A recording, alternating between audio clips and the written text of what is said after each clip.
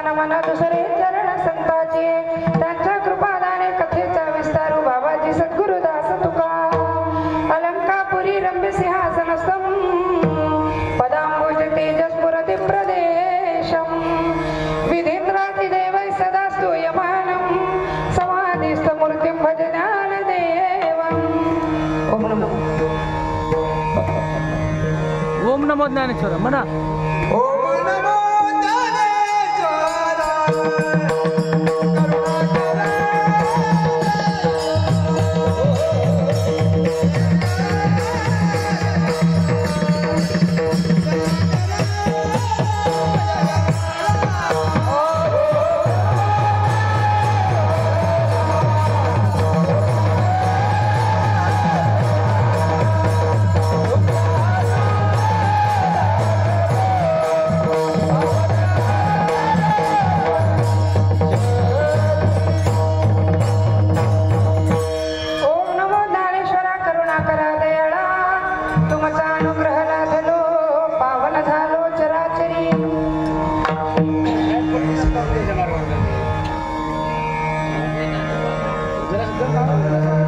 Tanpura phone लावला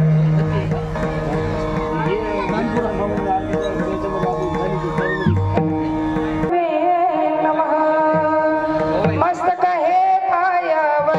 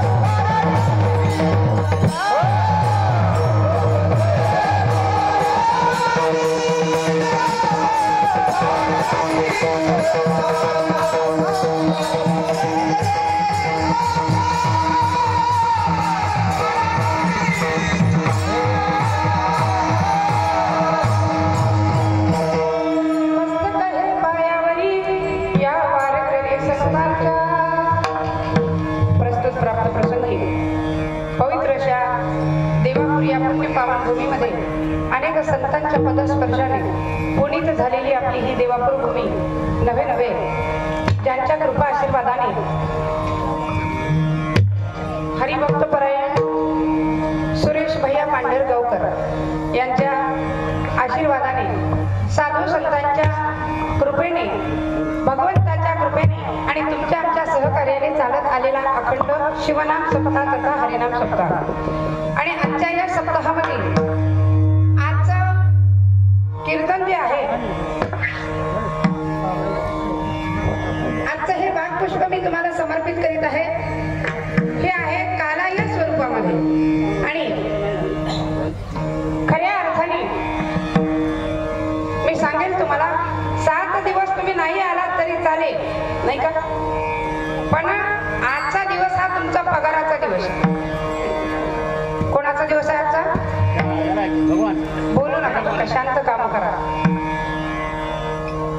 आणि तो मोबाईल थोडा हातात ठेवा त्या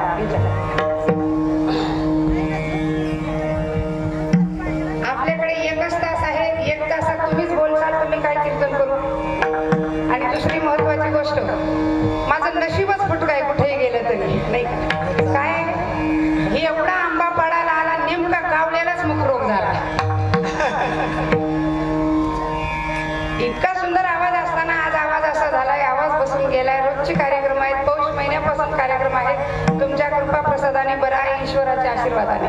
नाहीतर अशी गायक मंडळी अशी वादक मंडळी असली ना, खरोखर असं वाटतं काल्याचं कीर्तन असलं का दिवसभर करावं आणि संध्याकाळचं कीर्तन असलं की रात्रभर कीर्तन करावं वाटतं। पण काय करावं, हा आनंद घेता येत नाही। आणि खरोखर आजच्या या काल्याच्या दिवशी बघा ना, वयोवृद्ध आहेत, बाल आहेत, बालगोपाल सुद्धा आहेत, माता भगिनी आहेत, नवे नवे तरुणही आहेत आणि खऱ्या अर्थाने या कार्यक्रमाला तरुणांची गरज आहे।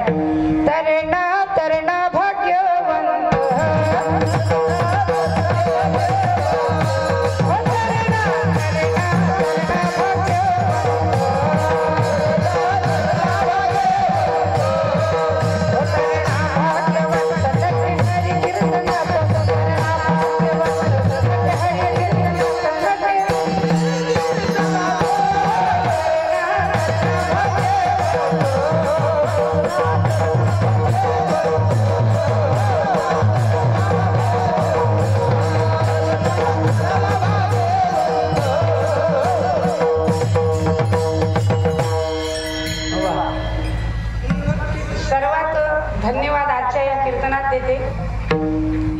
चिमुकली मुलं आहेत ना, खरोखर यांचे माता पिता पवित्र आहेत, शुद्ध अंतःकरणाचे आहेत. आणि सर्वात महत्वाची गोष्ट ही अशी लेकरं घडवण्यासाठी आईची कूस पवित्र लागते. आणि यांच्या आईची कूस पवित्र आहे म्हणून आज ही पोरं इथं आहेत. आता बघा ना, यांना धुता येत नाही, करता येत नाही, अशी अवस्था आता आहे. पण तरी सुद्धा ताल, सूर, ठेका सगळ्या गोष्टीत परफेक्ट आहे. वयच काय 5-6 वर्षाचं, 7-8 वर्षाचं वय असेल नाही का. अजून यांचं पूर्ण आयुष्य परमार्थात घालायचं आहे. मासुळीच्या पिल्ल्याला पोहायला सांगावं लागत नाही. त्या न्यायाने हे सर्व चिमुकले ज्याही गावाचे असतील बिचारे, ईश्वराला मी असं म्हणेन की यांना एवढं मोठं कर, एवढं मोठं कर, उंचीने नाही, ज्ञानाने मोठं नाही, ज्ञानाने मोठं कर, म्हणजे जगाला हे उपदेश देऊ शकतील. आणि आज ही बालगोपाल मंडळी माझ्या कार्यक्रमाला हजर आहेत, त्यांचे ही शतशः आभार.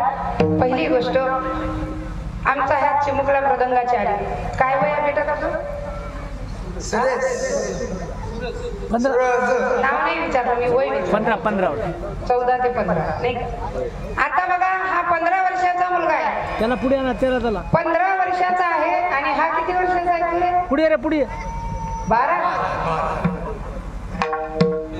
हा 12 वर्षाचा नाही का, आणि हा 15 वर्षाचा. बघा, 15 वर्षात जर एवढा त्याच्या अंगात गुण आहे, तर अजून 15 वर्षांनी त्याची प्रगती काय होईल? ही ईश्वराची कृपा आहे, आई वडिलांची कूस पवित्र आहे. खरोखर तुला धन्यवाद देते मी. पहिल्या दिवसापासून तू जर मोठा असताना माईच्यानं तुझ्या संगच लग्न केलं असतं. विठ्ठल विठ्ठल.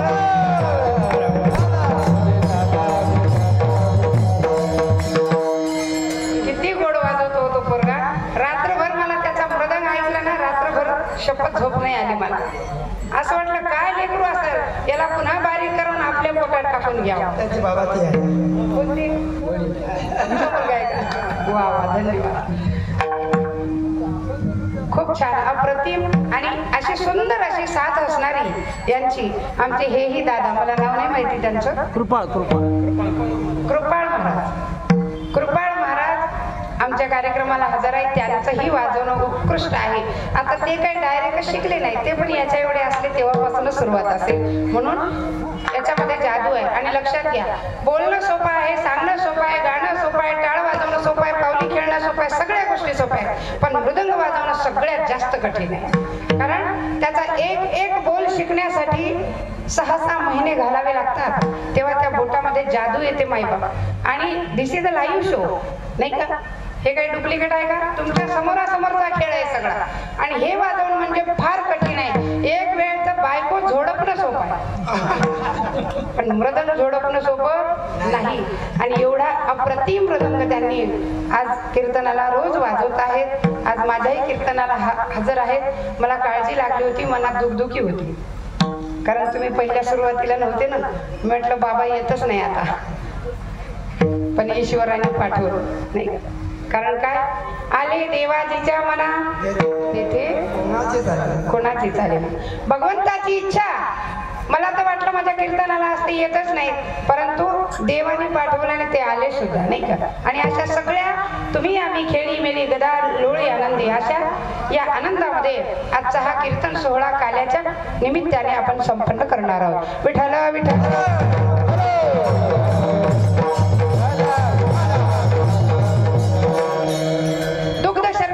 त्रिवेणी संगम. आज सर्व पब्लिक आहे, समाज आहे, भजनी मंडळ आहे, मृदंगाचार्य, आणि त्याच्यात दुग्ध शर्करायुक्त योग असा आज आमचे ज्ञानेश्वर दादा सुद्धा इथे कार्यक्रमाला हजर आहेत. काकंडीकर यांच्यासाठी एकदा टाळ्या वाजवा. काहींनी वाजवले नाही, तुम्हाला आवडलं नाही का आम्ही आलेलो? जोरात वाजले. बायकांच्या टाळ्यांचा आवाज जास्त होता, तुमच्या आशा होता नाही का? बायांनी छान वाजवल्या, तुम्ही हळू वाजवल्या, हरकत नाही. चला, आज तुमच्या सर्वांच्या सेवेसाठी अभंग निवडला आहे. जगद्गुरु तुकोबाराय यांचा 4 चरणाचा उत्कृष्ट असा अभंग असून काला या प्रकरणातील आहे. विठ्ठल विठ्ठल.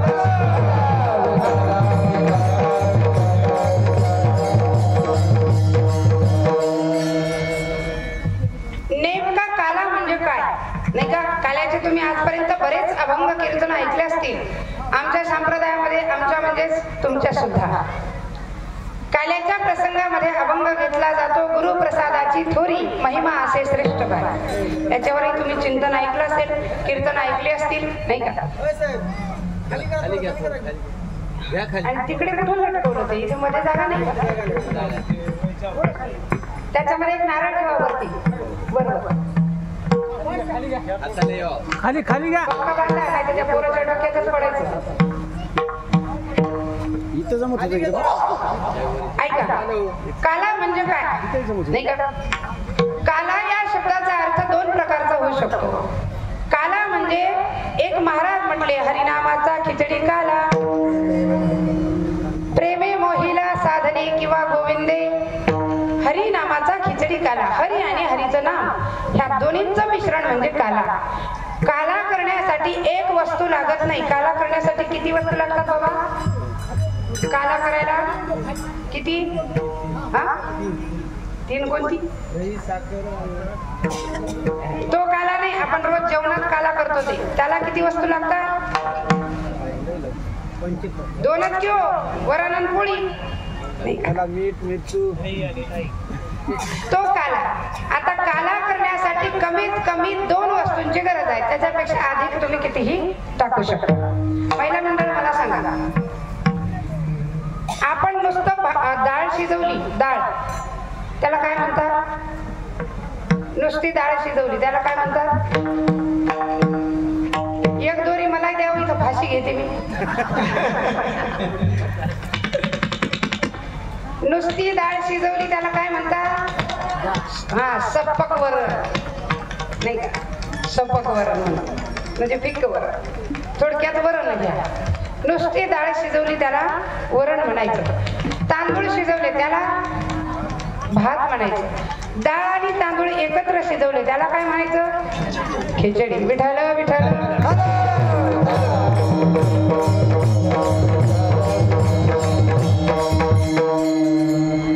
किंवा साधी खिचडी असो, फोडणीची असो, पण कमीत कमी काला करण्यासाठी 2 वस्तूची गरज आहे. इथे भगवंतानी काला केलाय गोकुळामध्ये, नाही का? गोकुळामध्ये, वाळवंटामध्ये, सगळीकडे. आणि आज या ठिकाणी जो काला चालू आहे हेही वाळवंटच आहे. आणि काला हा वाळवंटात असावे, नाही का? बरवे नीट उत्तम हा काल्याचं ठिकाण आहे. आणि काला या ठिकाणी आपला झालेला आहे आणि करणारही आहोत. अनेक वर्षापासून आपण काला करतो आहोत. काला करण्याचं कारण काय? काला म्हणजे सर्व 7 दिवसाचा जो सार आहे तो आजच्या काल्यामध्ये आहे. 6 दिवसापासून आपण कीर्तन श्रवण करीत आहात. आजच्या दिवशी, कालच्या दिवशी जो मागणीचा दिवस होता, मागणीच्या दिवशी देवाला मागायचा अधिकार आहे आणि आज मात्र तो मागलेलं ग्रहण करायचा अधिकार आहे. आजचा हा काल्याचा दिवस. मग आता सगळ्यांनाच मागण्याचा अधिकार आहे, नाही का? आज सर्वांचा पगार आहे, लहानपासून मोठ्यांपर्यंत सर्वांचा पगाराचा दिवस आहे. आतापर्यंत जे कोणी घरी राहिले असताल हरकत नाही, पण आता आजचा तरी दिवस मिस करू नका. विठ्ठल विठ्ठल.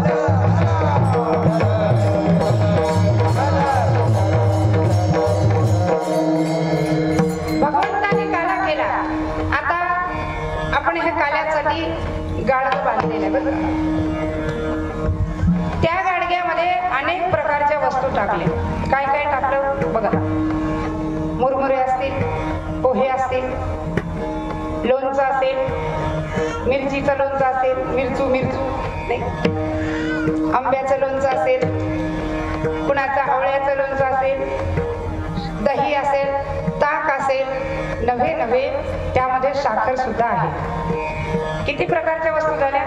भरपूर वस्तू आपण काल्याच्या या गाडग्यामध्ये टाकलेल्या आहेत.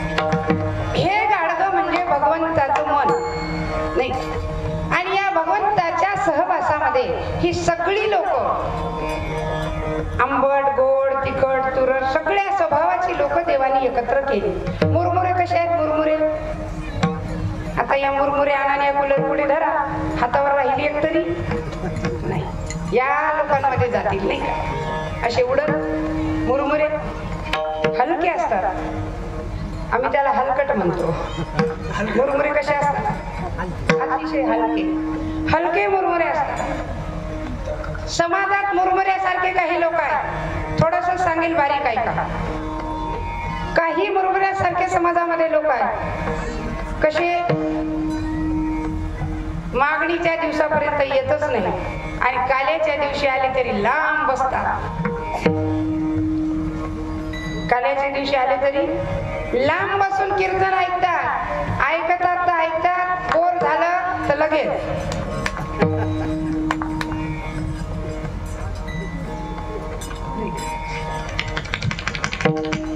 लांबून ऐकतात. ऐकू वाटलं तर ऐकतात, नाही तर त्यांचा मोबाईल काढून काहीतरी खेळत बसतात. हे मुरमुऱ्यासारखे हलके लोक आहेत. म्हणजे इकडे यावंसच वाटत नाही. त्यापेक्षा थोडे जड काय असतात? पोहे. पोहे थोडे जड असतात. पोहे येऊन बसतात. पोह्याच्या जातीचे लोक येऊन बसतात, पण याच्यात उतरवत नाही.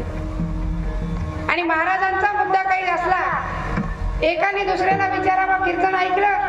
काही समजलंच नाही गड्या. कारण नळी फुंकिली सोनारे इकडून तिकडे गेले वारे. अशी आपली अवस्था आहे पोह्यांसारखी. नाही, त्याच्या पुढे चला. काही लोक दह्यासारखे असतात, कमी आंबट. नाही, शामराव आज काल आहे. आज तर वाटतं 7 दिवसापासून गेलो नाही, आज जाऊच नाही. पण गेलो तर तिथले लोक काय म्हणतील?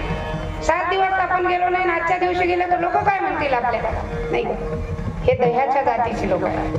त्याच्यापेक्षा आंबट काय? ताकासारखे लोक आहेत. येतात, बसतात, जेवतात आणि घरी जातात. कोणते महाराज आहेत त्यांना काही गरज नाही, कोणती भजनी मंडळी बोलावली त्यांना काही गरज नाही. कसे असतात ते लोक सांगू काय?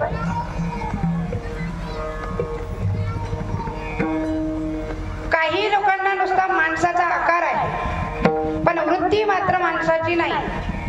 कसं सांगू? तुम्ही सर्व शेतकरी आहात, सर्वांकडे शेती आहे. शेती आहे ना तुमच्याकडे सर्वांकडे? आता सध्या उन्हाळा आहे. तुमच्याकडे सर्वात जास्त पीक कुठलं घेतो? ऊस. आपण सध्या आपल्याला कीर्तनात घेण्यासाठी आपण हरभरा पेरूया, चना.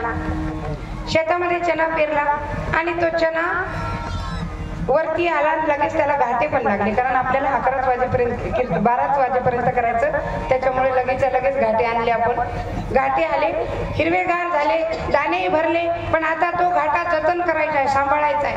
नाही, मग तो सांभाळण्यासाठी एक तर घराचा मालक असतो, किंवा शेत मजूर असतो, किंवा अन्य कोणीतरी तो सांभाळायला जात असतो. कारण रानडुकराला खाऊ नये, रोही घुसू नये शेतात, यासाठी शेतामध्ये घरचं कुणीतरी असतं.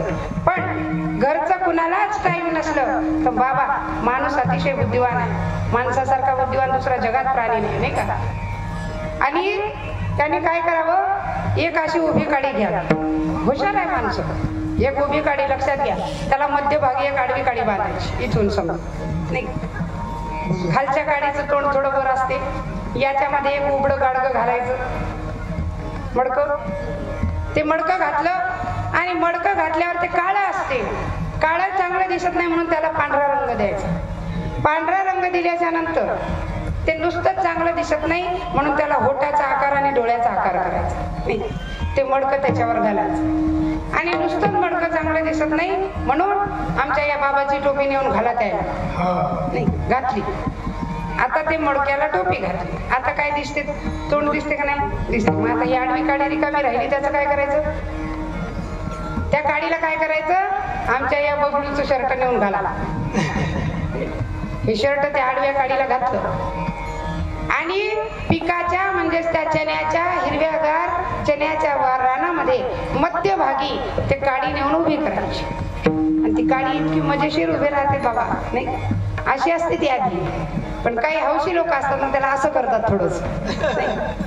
आणि तिकडे काही हात नसतात ना, म्हणून ते मस्त असं हलतं. त्याचं नाव काय? बुजगाव ना. तुमच्याकडे बुजगावणं म्हणता का? आमच्या इकडे भुजवणं म्हणतात. भुजवणंच बरं. नाही, भाषेत फरक असतो ना. काही ठिकाणी बुजाडणं म्हणतात, काही ठिकाणी बुजगावणं म्हणतात, काही ठिकाणी भुजवणं म्हणतात.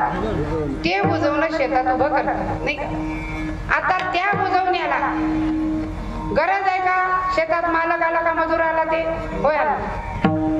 कळलं असेल तुम्हाला. बुजवण्याला काहीच गरज नाही किंवा बुजवणं असंही म्हणत नाही मालक. तुम्ही आले दिवसभर मी उभा राहिलो, आता रात्रभर तुम्ही उभा राहा म्हणते का कोण? हा उत्तर देत चला बुजव म्हणत नाही, काही गरजच नसते त्या बुजवण्याला. ते असंही म्हणत नाही मला का अर्धी भाकरी आणली का मला भूक लागली, नाही का, म्हणतच नाही. त्या बुजवण्याला काहीच घेणं देणं नसतं. शेतात एकच बुजवणं आहे, गावात एवढे बुजवणे झाले बाबा. तुमचं गाव सोडून इतके बुजवणे झाले, इतके बुजवणे झाले. त्यांना कोणता महाराज आलेला गरज नाही, कोणते भजनी मंडळ बोलावले गरज नाही, कोण टाळकरी, कोण विनेकरी, कोण पहारेकरी, कोण चोपदार, काही गरज नाही. कोणाला बुजवण्या काही गरज आहे का बुजवण्याला? नाही. त्याचं काम ते करत राहत, गपचूप उभं राहत. असे बुजगावणे त्रासदायक असतात बरं. या बुजगावण्याकडे लक्ष न देता आपुली आपण करा सोडवण, आपुली आपुली आपण करा सोडवण.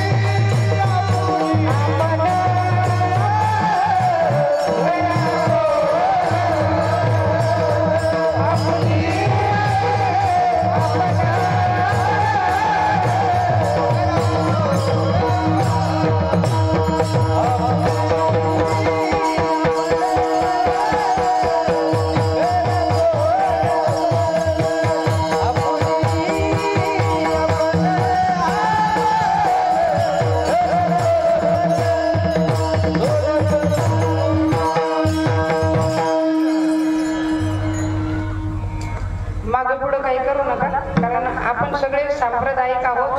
त्याच्यामुळे एखादा कमी जास्त होते. माईक वाल्यांनी काय करायचं, मुकाट्यानं बसायचं नाही. आपण मुकाट्यानं बसले खालचे डेअरिंग करतात. माईक वाल्यानं गपचूप बसायचं नाही. काही का असं न न न हाणायचं, विठ्ठल विठ्ठल.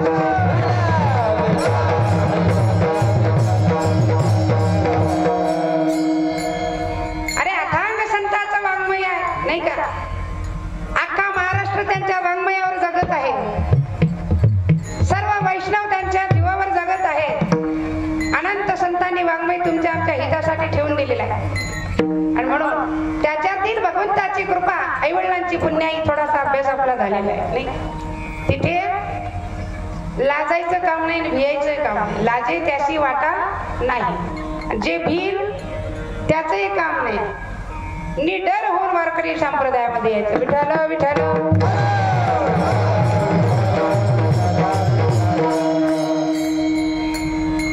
काला करायचा असेल तर काल्याच्या दिवशी तरी इथं यावं, कारण 7 दिवस आपण आलो नाही. बुजगावण्याची वृत्ती टाकून द्या. आपल्याला माणसाचा देह मिळाला, मनुष्य देह अनमोल रे, मत माटी मेरोल रे. आपल्याला माणसाचा देह मिळाला आणि माणसाचा देह मिळाल्यामुळे माणसाची कर्तव्य आपल्याला करणं आद्य आपलं कर्तव्य आहे. मग माणसाची कर्तव्य कोणती? सर्वांना जायचं का नाही आपल्याला? करायचं इथं देवापूरमध्ये राहणार आहे का तुम्ही? नाही. रात्री ताईने सांगितलं आजा गेला पंजा गेला, बाप मसना गेला रे. देखत देखत नातू पण तोही पैसा झाला रे. त्यांच्या पाठीमाग आपणही हाला रे. अशी आपली परिस्थिती आहे. आपल्याला सर्वांना जायचं आहे. मग जाण्याच्या अगोदर काहीतरी चांगलं करून घ्या. चांगलं म्हणजे काय करा, भगवंत पायरी आहे सकाळचा काकडा. काकडा घेता ना तुम्ही, काय सुंदर गोड अभंग आहेत काकड्यामध्ये. उठा जागे वारे जागे वारे जागे वारे आता. उठा जागे वारे जागे वारे जागे वारे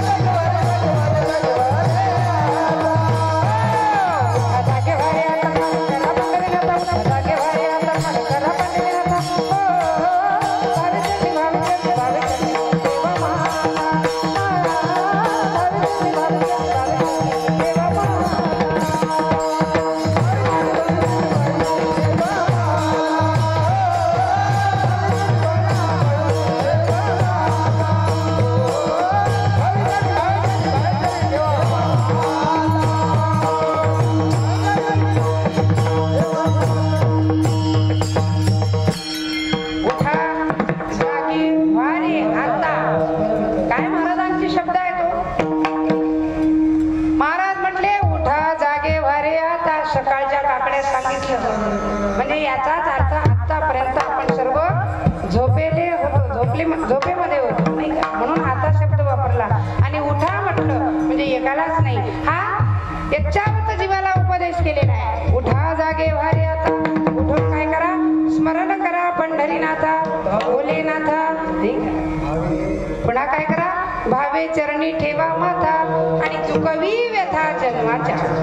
एका दिवसाच्या नाही, जन्माच्या व्यथा मिटतात. आणि म्हणून आतापर्यंत आपण गेलो असेल कुठे, वाया गेला असेल आपलं आयुष्य, पण नाही का, आता तरी पुढे हाती उपदेश.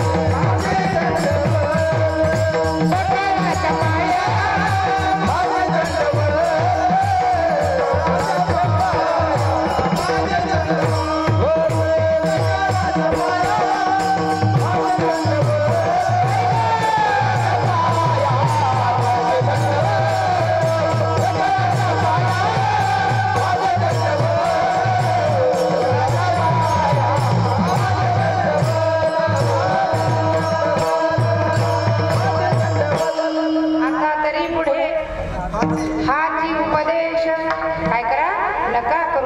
आयुष्याचा. हे आयुष्य मोलाचं आहे. ईश्वराने आपल्याला न मागता दिले. असं झालं का, न मागता दिलं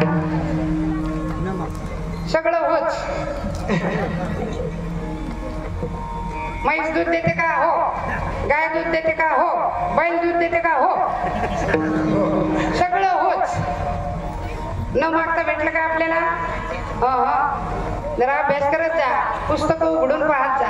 न मागता नाही भेटलं, हे मागून भेटलं. जीव म्हणेगा नारायणा धाडा मधला नरजन्मासी जन्मा येऊन स्वहित करीन आठवीन साधू संताशी. देवा मला माणसाचा देह द्या. कशासाठी, मला जर माणसाचा देह मिळाला तर मी तुझं नाम चिंतन केलं. कधी, रात्र आणि दिवस पांडुरंग, रात्रंदिवस तुझं नाम चिंतन करेल. आणि लक्षात घ्या, याच्यासाठी देह मिळाला, दुसरं काहीच करू नका. देवे दिला देह भजना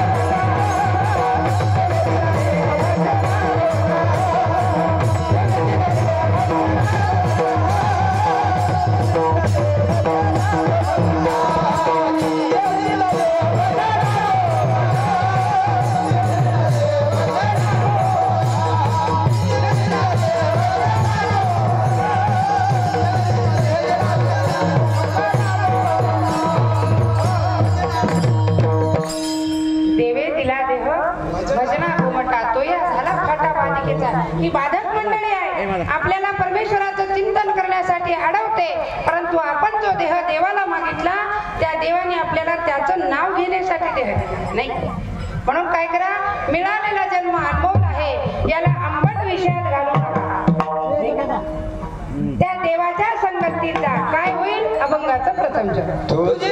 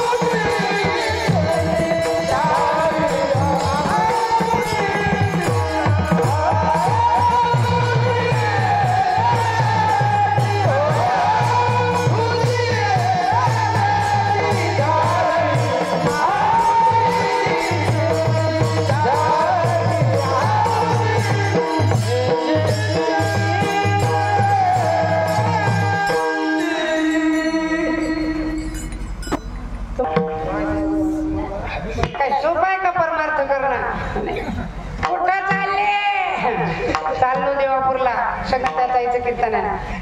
काय बोमला थिंडा भागारी सोपं नाहीये करणं. तुम्हाला वाटते हे लई सोपं आहे, पण आमचं आम्हालाच माहित आहे. आता इथं दिसतात टकाटक तुम्हाला. आता यायला इथून बिना नारळाचं घरी जाऊ दे नाही. आणि बाहेरून आवाज देव, अगं दार उघड मी आलो. ती घरात असते. इथं छान आहे आपली, हातात पाणी, हातात चहा, हातात गुळ, हातात नाश्ता. घरी तुम्ही त्याच्या हातात विठ्ठल विठ्ठल.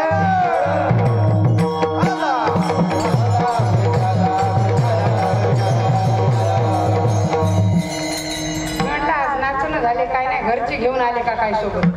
ती काही म्हणाल म्हणून चुपचाप बसते. काही काळजी करू नका, बिनधास्त उड्या मारा. तिनं काय म्हणली तर आपण दुसरी करू. विठ्ठल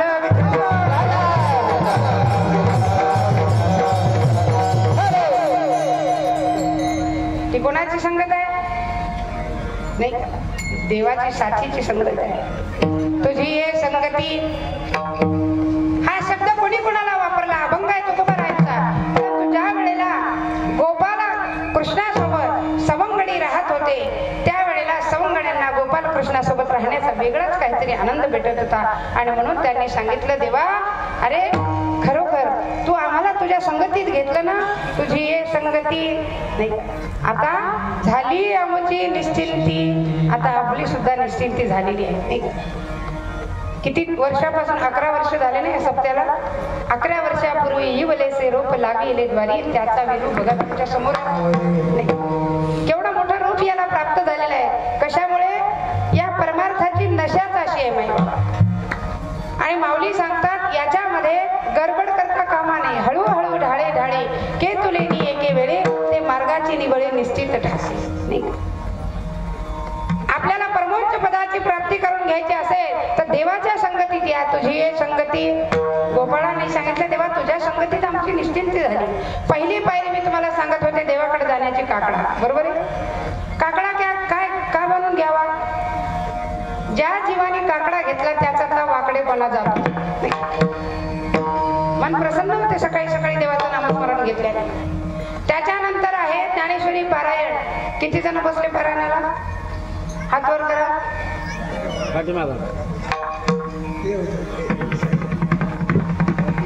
ते तर 70 वर्षाचे दिसायले मला. तेच महत्वाचे. हे महत्वाचे आहे. याच्या मायबापांना काय घरी मोबाईल बघत बसावा नाही. हे महत्वाचे हे मला माहित आहे. परंतु जर आमचे मायबाप बाजूला बसले असते ना आम्हाला म्हटलं असतं जा पारायण करा तर झालं असतं का आपलं? नाही. इथं सगळ्यांनी मिळून करावं लागतं. बायकामध्ये कोणीच नाही बसलं का पारायणाला? आता नाही बसल्याला चालते बरं का, पण पुढच्या वर्षी नक्की बसा. हा पूर्ण मंडप भरला पाहिजे पारायणाला बसेल. पारायणाचं कारण आहे सांगते तुम्हाला. ज्ञान होय होय मुढा अति मूर्ख त्याग. मूर्खातला मूर्ख जरी असेल तर ज्याने ज्ञानेश्वरी पारायण केलं त्याच्याही पेक्षा श्रेष्ठत्व सांगितलं नाही का. ज्ञान होय अज्ञानासी. अज्ञानी जरी असेल तरी ज्ञानेश्वरीचं पारायण केल्यानंतर त्याला ज्ञानाची प्राप्ती होते. तुम्ही म्हणाल ताई आम्हाला वाचता येत नाही, काही हरकत नाही. नुसतं बोट फिरवा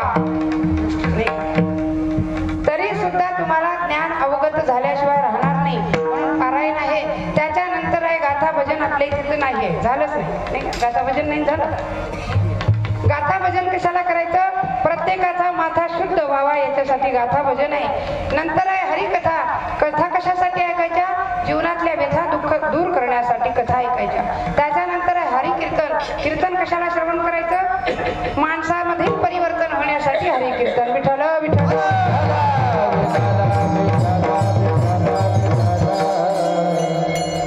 लक्षात घ्या.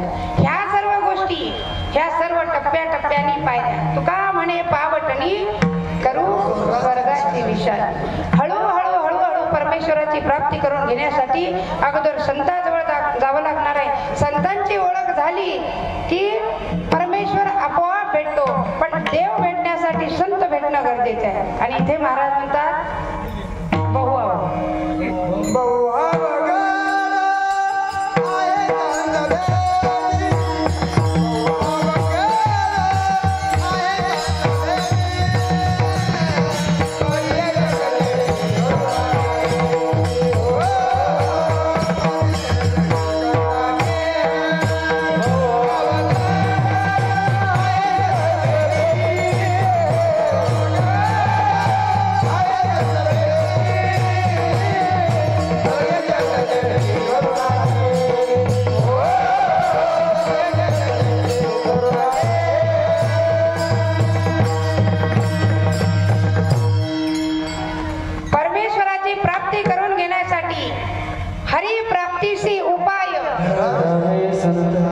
संतांचे पाय.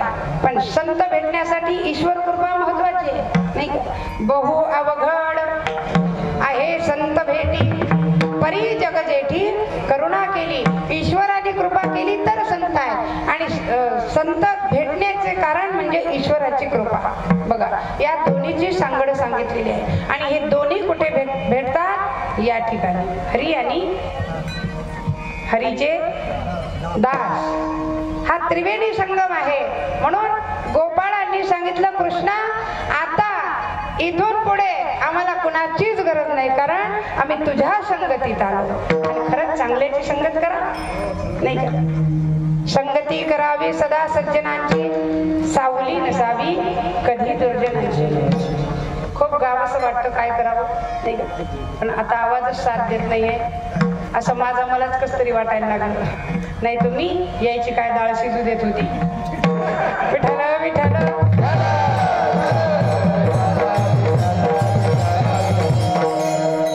माझं आडनाव काय?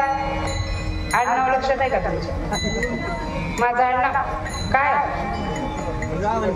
जिरवणकर. जिरवायचे सगळे. म्हणजे प्रत्येकाची विठ्ठल विठ्ठल.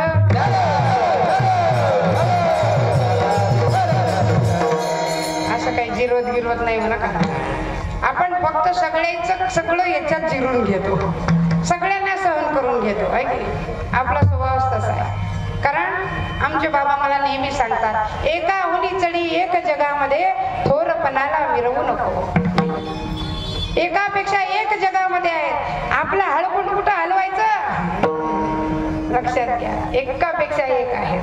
म्हणून परमार्थ करत असताना उच्च कोटीच्या लोकांकडे बघायचं, मग परमार्थ करायचा. आणि संसार करत असताना आपल्यापेक्षा खालच्या लोकांकडे बघून संसार करायचा. विठाल विठाल.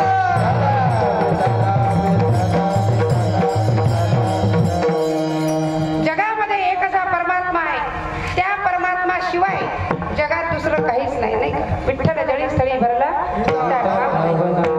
त्या परमेश्वराची एकनिष्ठ व्हा, त्याच्याशी संगत करा आणि चांगल्याची संगत केली, परिणाम चांगला.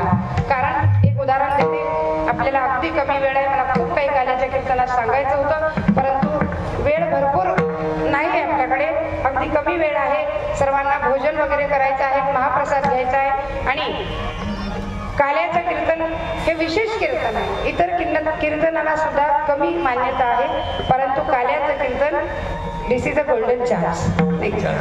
त्याच्यामुळे हा महत्वाचा दिवस आहे. काय सांगू लागली मी तुम्हाला?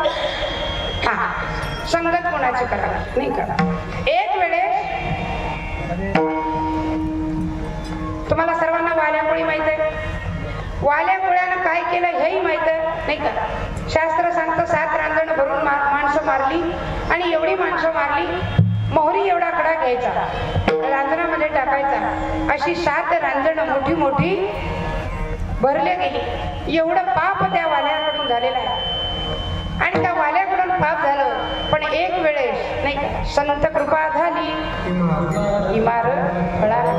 त्याच रस्त्याने नारद महर्षी चालले होते. श्रीमन्नारायण नारायण हरी हरी.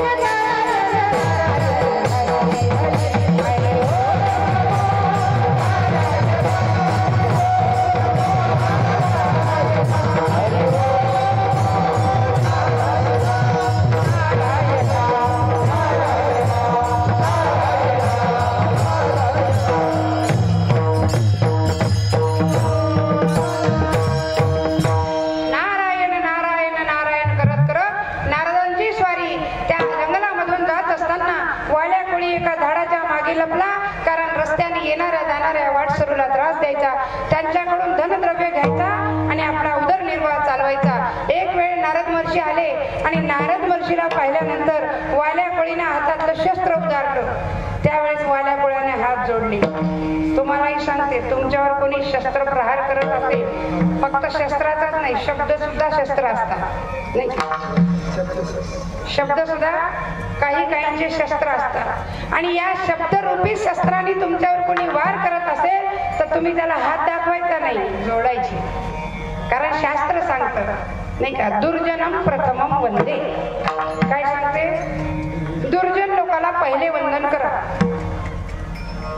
नारद महर्षीने हात जोडले आणि सांगितलं, बाबा हे कशासाठी? नारद महर्षीला आश्चर्य वाटलं की माझ्यावरती आतापर्यंत कोणी शस्त्र उधारलं नाही, हा कोण असावा? म्हणून त्याला विचारलं कशासाठी? त्याने सांगितलं, ए जोगड्या, तुझ्याकडे काय ते पटकन काढ, मला वेळ नाही तर या शस्त्राने तुला मारतो. नारद महर्षी म्हटले, अरे एवढं सगळं तू हे करत आहे, हे कुणासाठी करत आहे? त्याने सांगितलं, कुणासाठी म्हणजे मला बायको आहे, लेकरं आहे, आई आहे, वडील आहे, काका काकू मामा मामी सगळ्यांचा उदरनिर्वाह मी याच्यावर चालवतो. नाही तुमच्यापासून काही काही घेऊन जातो आणि त्यांचा उदरनिर्वाह त्याच्यावर चालवतो. त्यावेळेस नारद महर्षी म्हटले हरकत नाही, आणखी उदरनिर्वाह चालू दे, पण मला एक सांग, तू एवढं करतो ना याला पाप म्हणतात. काय म्हणतात? पाप. आणि हे जे पाप हे स्वतःलाच भोगावं लागतं, दुसरं कोणी वाटेकरी होत नाही. त्यांनी सांगितलं कसं काय? सगळे मला खाऊ लागतात तर ते पापाचे वाटेकरी होतीलच ना. सांगितलं तसं नाही, तू घरी जाणं विचारून ये. त्यावेळेस वाल्याकोळी म्हटला फारच हुशार दिसतो रे तू, मला घरी पाठवतो आणि तुला इकडून इकडं पळून जायचं का? म्हणे मी पळून नाही जात बाबा. मग त्याने काय केलं, तिथे बेलाचं झाड होतं. वाल्या कोळ्यांनी नारद महर्षीला बेलाच्या झाडाला बांधून टाकलं, नाही का? बेलाच्या झाडाला बांधल्यानंतर नारद महर्षी तिथे थांबले. वाल्या कोळी घरी गेला. घरी गेल्याबरोबर पहिल्यांदा वडिलांना आवाज दिला, बाबा बाहेर या. बाबा म्हटले आज संध्याकाळी झाली, दुपारी हाफ डे केला का काय यानं? नाही, दुपारीच कसं काय घरी आला? म्हणून बाप बाहेर येऊन विचारतो, काय रे कसं काय घरी आला? आव म्हणे जाऊ द्या ते तिकडं, मी एक विचारतो त्याचं उत्तर द्या. काय? मी आतापर्यंत केलं त्याचं नाव पाप आहे आणि त्या पापाची अर्धी वाटेकरी तुम्ही होता का? त्याने सांगितलं वेडे, अरे ज्याने पाप केलं त्यालाच भोगावं लागतं. नाही, पुण्याचा वाटेकरी होऊ शकतो पण पापाचा वाटेकरी आतापर्यंत झालेला मी बघितला नाही. तुझं पाप तुला भरावं लागेल. ते म्हणे जाऊ दे, बाप तर बापच आहे, आईकडे जाऊ. कारण आईने आपल्याला 9 महिने 9 दिवस उदरामध्ये बाळगलं, प्रसूतीच्या वेदना सहन केल्या, नवे नवे ते आपले लाड केले. आपली आई मात्र आपलं नक्की ऐकली. आई जवळ गेला, आई अगं ये आई. आई म्हणते बाळ अरे इतक्या उन्हात कसं काय आला? तुला ऊन लागल ना. त्याने सांगितलं ऊन पाऊस जाऊ दे, मी जे विचारतो ते सांग. मी आतापर्यंत केलं त्याचं नाव पाप आहे, त्याचा अर्ध पाप तू वाटून घे. आईने सांगितलं वेड्या, अरे मी तुझी माय आहे, नाही का? वाटून काय काय घेता? शेत वाटून घेता येईल, घरदार वाटून घेता येईल, इस्टेट वाटून घेता येईल. पाप वाटून घ्यायची काय वस्तू आहे का? पाप वाटून घेता येत नाही. ते म्हणे जाऊ दे, आई पण काही कामाची नाही, आपली मिसेस आहे मिसेस. ते मिसेस आहे नाही पिशाची अवलाद. आपल्या मिसेसला विचारा. बायको जवळ गेला, आवाज दिला, अगं ये बाहेर ये. बाई म्हणे दुपारी दुपारी आला, रागात आवाज देत. बाया लगेच ओळखतात बरं का नवऱ्याचा अवस्था काहीतरी असावं. म्हणून बाहेर आली. आल्याबरोबर त्याने सांगितलं अगं मी जे पाप केलाय त्याचं पटकन अर्ध पाप तू वाटून घे. आईने नाही सांगितलं, बाबांनी नाही सांगितले, तू तरी घे. बाई हुशार होती, तिला वाटलं आता याच्या हातात शस्त्र आहे, याला रोजच मारायची सवय आहे, नाही का? आणि आपण बायको आहे आणि बायकोला येरी लोक काही समजतच नाही. काय सांगावं, याला राग आला ना आपण काही नाही म्हणलं तर याने पटकन शस्त्र मारलं. तर बाई हुशार होती, ती काय म्हणे एक काम करा मालक, तुम्ही आता फार थकून आला, इथं झाडाखाली बसा, थंडगार सावली, मी मस्त पाणी आणते भरून, तुम्ही पाणी प्या आणि आरामशीर निवांत काय आहे ते नंतर सांगा. वाल्याकोळीने ऐकलं, वाल्याकोळी बसला. वाल्याकोळीची बायको आतमध्ये गेली. डाव्या हातात तांबे आहे, उजव्या हातात ग्लास आहे, भरून घेतलं पाणी आणि मधल्या दारात आल्याबरोबर अंग टाकून दिलं धारदीड आणि गडबडा लोळायला लागली. आणि काय म्हणते, अरे रे रे रे रे रे विंचू चावला,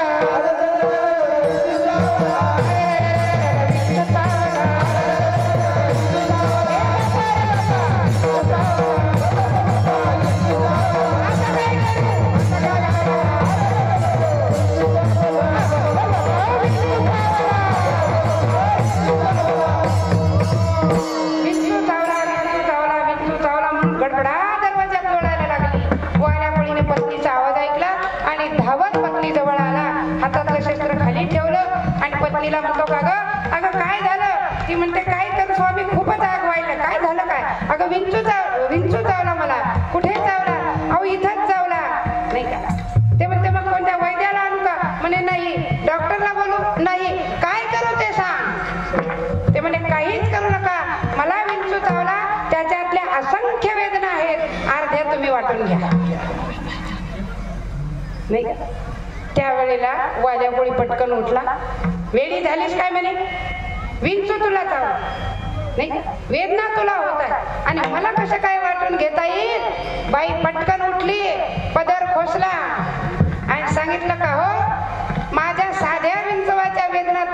वाटून घेता येत नाही. आणि एवढं तुम्ही पाप केलं त्याच्यातलं पाप मी कसं काय वाटून घेईन.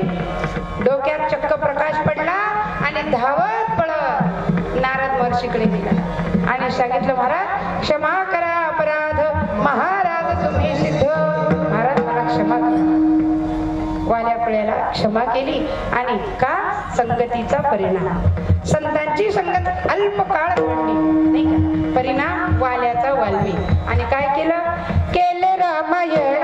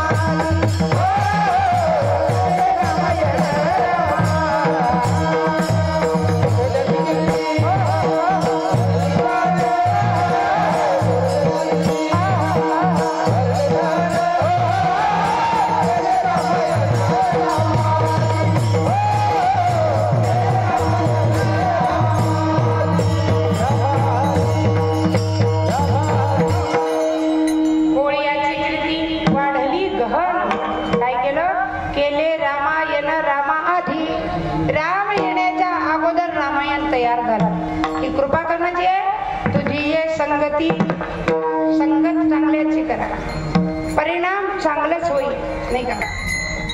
बरं मला सांगा कोळसा काळा आहे का गोरा आहे. काळा. कोळशाने तुम्हाला बोलवलं का मला धर म्हणून नाही. आपल्या गावात भरपूर लोक दारू पितात. तुम्हाला काय वाटलं मला काहीच माहित नाही. लई गुणाचे आहेत का तुम्ही. 7 दिवसापासून पाहिले मी इथेही 2-4 गिराईक येऊन गेले नाही का. छान वाटत बघा. असं वाटलं त्या पलीकडच्या माळाच्या रानात 2-3 लगावून द्या. आमच्या बायकोला पण शिकवा बरं. काय म्हणे आमच्या बायकोला कीर्तन शिकवा. म्हटलं तू याजवळ तुझी बायकोच ठेवत नाही मी आता थांब. लई चित्त लोक काय सांगा. दारूवाला कधी म्हणतो का की माझ्या दुकानात दारू आहे या म्हणतो का नाही. पण आपण जाऊन पितो तर पितो घरी येऊन धिंगाणाही करतो. परिस्थितीचा सत्यानाश पैशाचा सत्यानाश पत्नीला त्रास मुलाबाळाला त्रास आई वडिलांना दुःख याचं कारण एक दारू एक संगत आहे नाही. मग ही संगत कशाला करायची. तुमचं काय माझं सांगते मी. लोक कुणाला काय म्हणतील काही सांगता येत नाही बाबू. एकदा मी कार्यक्रमाला आली तुमच्याच नांदेड भागामध्ये आणि नेमकं दारूच्या दुकानापुढंच गाडी पंक्चर झाली नाही. आता वरती कशाला पाहिजे माणूस. गाडी पंक्चर झाली ड्रायव्हरला म्हटलं बाबा आपली गाडी पंक्चर झाली आता काय करावं. ते म्हणे ताई तुम्ही गाडीतच बसा मी दुकान बघतो पंक्चर काढायचं बरं का. आणि म्हणून ते गेला इकडे तिकडे पाहायला. 2 भजने आले ओळखीचे आणि मी गाडीत आपलं बसली होती रामकृष्ण आणि म्हणत त्या भजन्यांनी पाहिलं. अरे बापरे म्हणे ताईला कवापासून सवय लागली. नुसतंच म्हटले नाही ते जवळ आले. जय हरी ताई म्हटलं जय हरी बाबा. कधीपासून म्हटलं काय कधीपासून शिकल्या म्हणे लोकांना ज्ञान देता आणि गाड्या कुठं उभं करता. भेटली की म्हणे. म्हटलं काय भेटली का.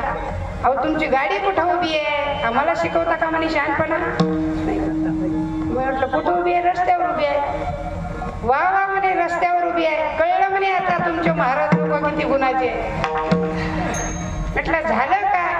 अहो खुशाल दारूच्या दुकानापुढं गाडी उभी केली म्हणे आणि म्हणता म्हणे झालं काय. तेव्हापासून कानाला हात लावले बाबा नाही. ड्रायव्हरला म्हटलं गाडी तिकडच राहू दे पंक्चर तिकडच काढ मी एसटीनच जाते. काय सांगावं. कशात काही नसताना जर लोक नाव ठेवतात तर असल्यावर किती नाव ठेवतील विचार. म्हणून संगत करणं सज्जन की कबीरदास महाराज म्हणतात संगत करणं सज्जन की तो 2 बातें होय. संगत करणं की तो 2 लाती खाय. विठ्ठल विठ्ठल.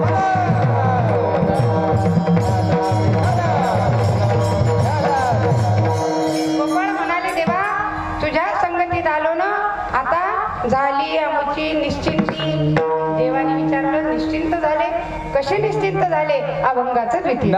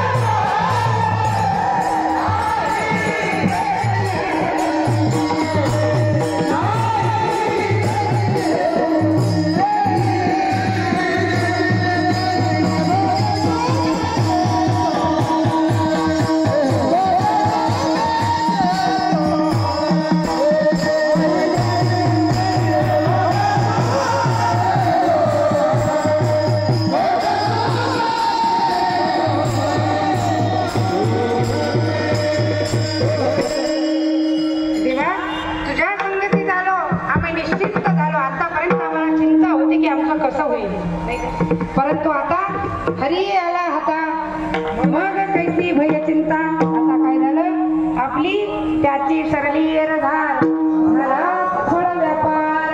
आता आम्ही निश्चिंत झालो. आणि देवा खरं सांगू नाही देखील ते मिळे.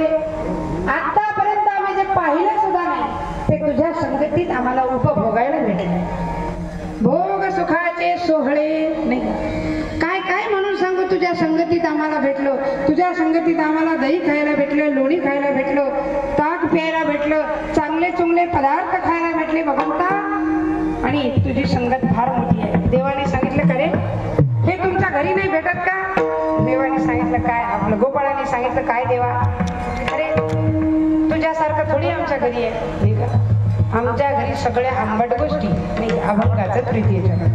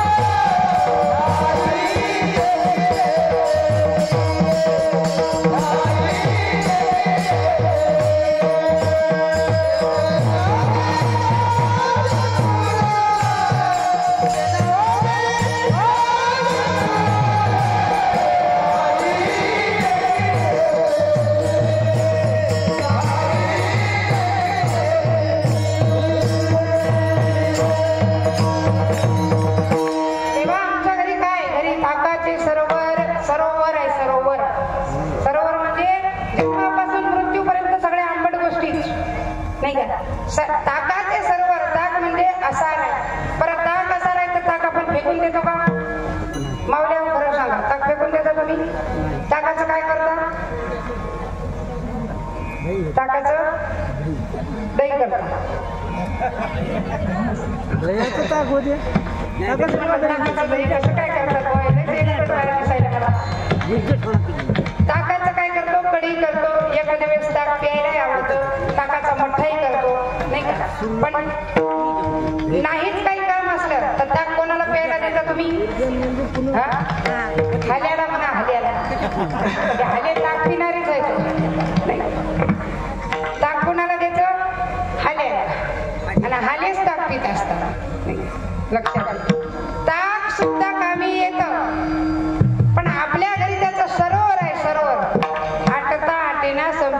संपे ना, एवढं सरोवर आहे. आणि इथं काय येथे नवनीताचे पूर, नवनीत म्हणजे तूप खायला भेटते इथं, नाही का. आणि आता वेळ नाही म्हणून शॉर्ट बट स्वीट नाही. आता सांगितलं तुकोबा रायांना, तुकोबा रायांनी शेवटच्या अभंगात सांगितलं, गोपाळ म्हणाले देवा तुझ्या संगतीत नाही भोगलं, आम्ही पाहिलं ते तुझ्या संगतीत भोगायला मिळालं. आणि आमच्या घरचे सगळे विषय आता सोडून आम्ही तुझ्या संगतीत राहणार, तुझी ये संगती तुझ्या संगतीत राहणार. आणि ही संगत आता आम्हाला एवढी जडली की आता तो मला हाकलूनही दिलं ना तरी आम्ही जाणार नाही. अभंगाचं चौथं चरण. तुका म्हण्या. एक मिनिट, सगळ्यांनी एकदा हात वर करा. सगळ्यांनी, ओनली जेंट्स, महिला नाही. महिला खाली, महिला मंडळ तुम्ही सर्वांनी हात खाली करा. फक्त जेंट्स, पुरुष मंडळी बाया हो हात खाली करा. बाया हा म्हणजे सांगायचं तात्पर्य ज्यांच्या हातात बांगडे आहे त्यानं वर करू नका, हात वर करा. आणि सुंदर गोड भजन म्हणा. विठोबा रखुमाई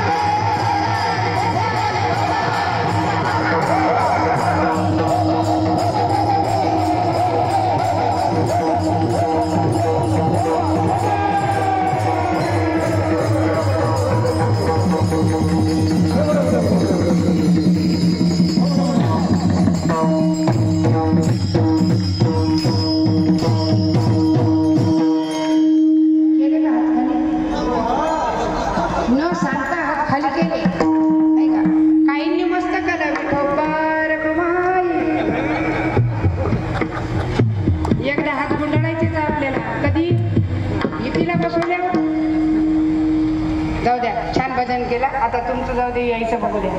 बाया अरे पत्र खोसू नका, भांडायला येतं का. सगळ्याच बायानं पत्र खोसायला सुरुवात केली. काहीच नाही म्हणायचं, मी म्हणेल नामदेव जनाबाई, तुम्ही म्हणायचं सोपान काका, मुक्ताबाई, एवढा शब्द म्हणायचा बरं का. म्हणा नामदेव जनाबाई,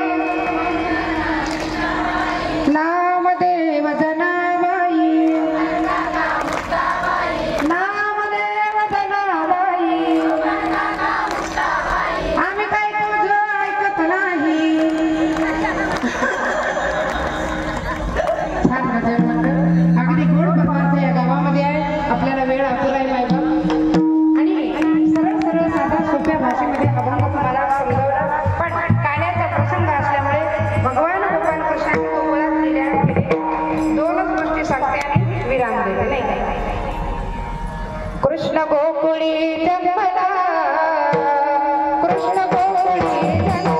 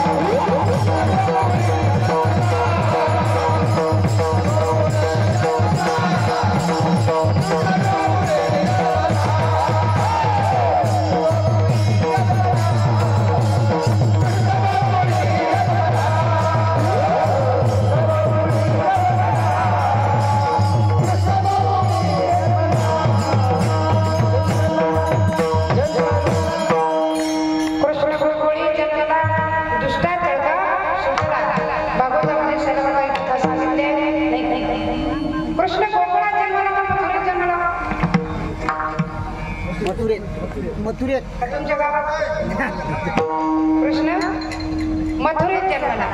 पण गोकुळी जन्मला महाराजांनी का लिहिला असावं? नाही, महाराजांना माहित नव्हतं का मथुरेत जन्मला? माहित नव्हतं. परंतु कोणत्याच लोकाला माहिती द्यायची कृष्ण गोकुळी जन्मला.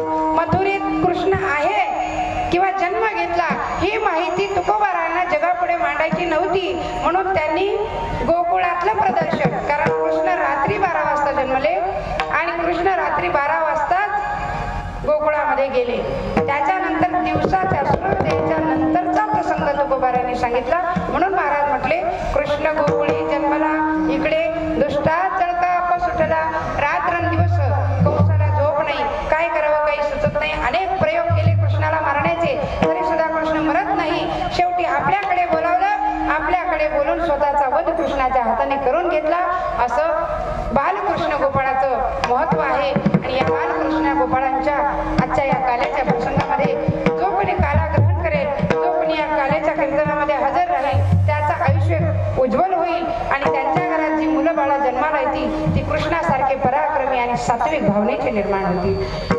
विठ्ठल विठ्ठल.